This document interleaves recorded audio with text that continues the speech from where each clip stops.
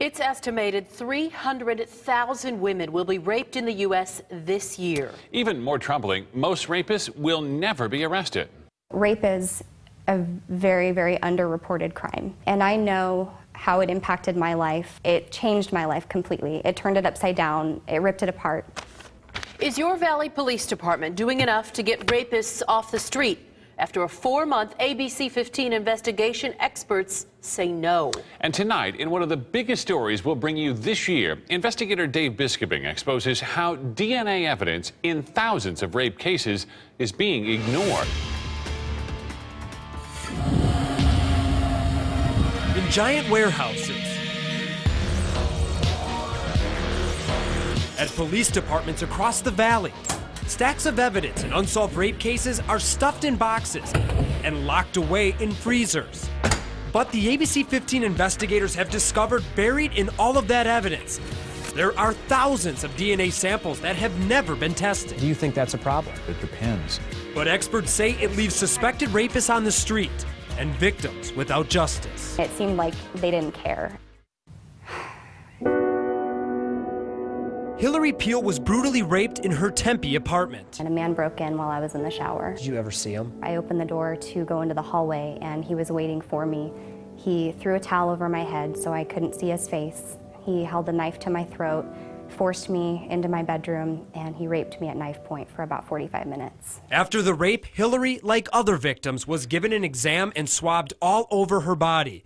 The evidence placed in a sexual assault kit. It's definitely the most invasive thing you can think of. These kits gather critical DNA that can be entered into a state and federal database, then matched directly to a suspect or other rapes. I was told that the results would be in approximately 2 weeks. Hillary didn't hear back, so she called again. Another 2 weeks. The same answer Hillary would get for 8 straight months. You called 16 times. Absolutely. After how many times are you thinking this is never going to happen? I didn't honestly think it would ever happen. You start to lose hope. You start to lose faith that your kit will ever be tested. You start to lose faith that your attacker will ever be caught. Police have been collecting sexual assault kits since the early 1990s. To find out how many of these kits have not been tested, we spent 4 months working with Valley law enforcement. Department by department, here's what we found. In Apache Junction, Chandler, Peoria, the Pinal County Sheriff's Office, Glendale, Scottsdale, and Tempe, there's a total of 1,229 untested kits, but those departments are the only ones with exact numbers. In Gilbert, Avondale, and Surprise, they can only give us numbers going back to certain years. That's the same thing in Phoenix, where since 2001, they have 1,587 untested kits. Added up, we found 2,996 untested kits. But we say at least, because that doesn't include Mesa and the Maricopa County Sheriff's Office. They wouldn't provide us with numbers. It makes me sick to my stomach that there are 2,000 people out there who came forward and reported their attack, and they don't have answers. Most survivors do not know their kit has been untested. Sarah Tofty is a national advocate who researches how police test rape DNA evidence. Untested kits are, for us, about lost justice for rape victims. When all criminals go to jail, their DNA is now taken and entered into the same databases as rape cases. So if a kit isn't tested, Tofty says you miss the chance to link DNA to other rapes, someone arrested in the past, or someone who will be arrested in the future. A large number of untested kits, I think you're looking at a jurisdiction that really is not responding effectively to sexual assault. To get answers, we went to Phoenix police, who have half of the Valley's untested kits. We're going to continue to maintain what it is that we are doing. It can cost $800 to test a kit. That's one reason Phoenix Sergeant Trent Crump says they don't test them all. It's going to be very costly. They also don't usually test in cases where the victim knows her accused rapist. Crump says they don't need the DNA. It really becomes a matter of consent, and the kit doesn't help us solve that. But victims and advocates strongly disagree. That's because research shows most rapes are acquaintance rapes, and many rapists are serial rapists.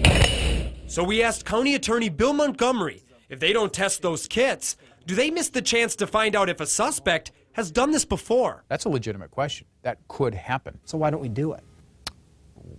Well, that's a question for law enforcement agencies. Victims don't think there should be a question at all. Whatever needs to happen, more resources, more funding, more staffing, the problem needs to be taken care of. Contestant number 14. Hillary won the title of Miss Arizona in 2007.